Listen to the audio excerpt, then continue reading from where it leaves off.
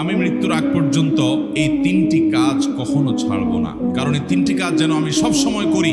নবী করিম সাল্লাল্লাহু আলাইহি ওয়াসাল্লাম সে ওসিয়ত আমাকে করে গেছেন। আমি মৃত্যুর আগ পর্যন্ত এই তিনটি কাজ কখনো ছাড়ব না, কারণ এই তিনটি কাজ যেন আমি সব সময় করি।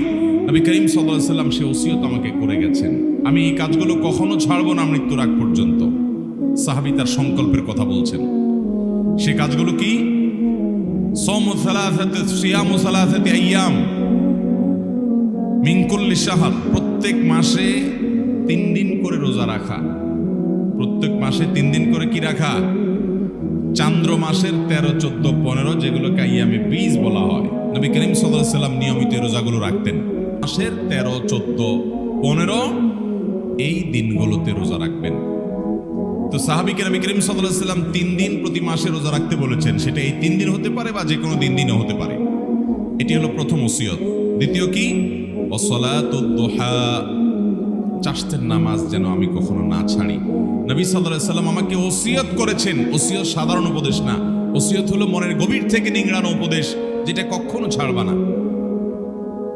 পরম আপনজনদেরকে মানুষ ওসিয়ত করে। নবী সাল্লাল্লাহু আলাইহি ওয়াসাল্লাম তার সাহাবীকে ওসিয়ত করেছেন যে প্রতি মাসে 3 দিন নফল রোজা রাখা, এটা ছাড়বা না। আর চাষতের নামাজ কখনো ছাড়বা না।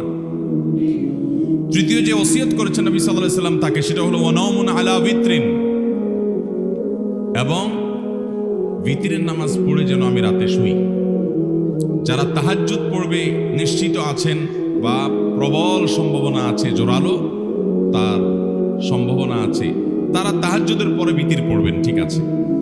কিন্তু বিতির পড়তে পারি কিনা এ ব্যাপারে যদি সিউরিটি না থাকে, প্রবল নিশ্চয়তা না থাকে, তাহলে সেক্ষেত্রে বিতির পড়ে রাতে ঘুমোতে হবে।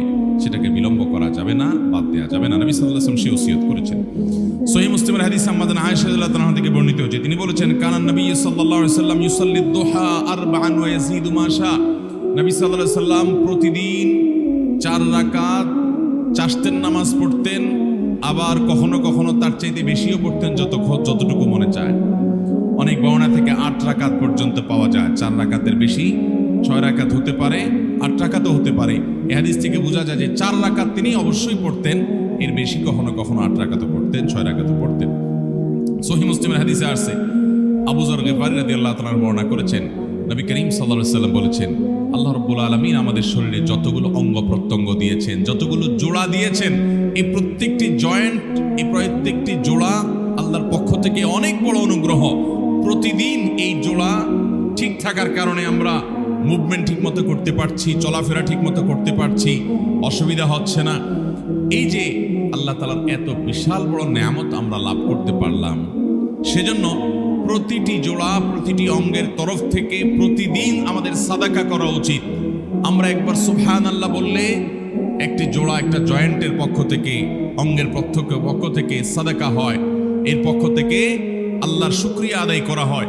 একবার আলহামদুলিল্লাহ বললে, একবার সুবহানাল্লাহ বললে, একবার আল্লাহু আকবার বললে, একটা ভালো কাজ করলে, একটু দান সাদাকা করলে, কাউকে অন্যায় কাজ থেকে বাধা দিলে, কাউকে কোনো ভালো কাজের নির্দেশ করলে, এই প্রত্যেকটি ভালো কাজ মানুষের প্রতিটা শরীরের প্রতিটি জয়েন্ট থেকে সাদাকা হয়। এই যে মানুষের শরীরের শত শত জয়েন্ট, এই জয়েন্ট এবং জোড়া, এই অঙ্গ প্রত্যঙ্গগুলো থেকে প্রত্যেকটি থেকে আলাদা আলাদা করে প্রতিদিন যদি সাদাকা দিতে হয়, তাহলে কি পরিমাণ নেক আমল করা লাগবে।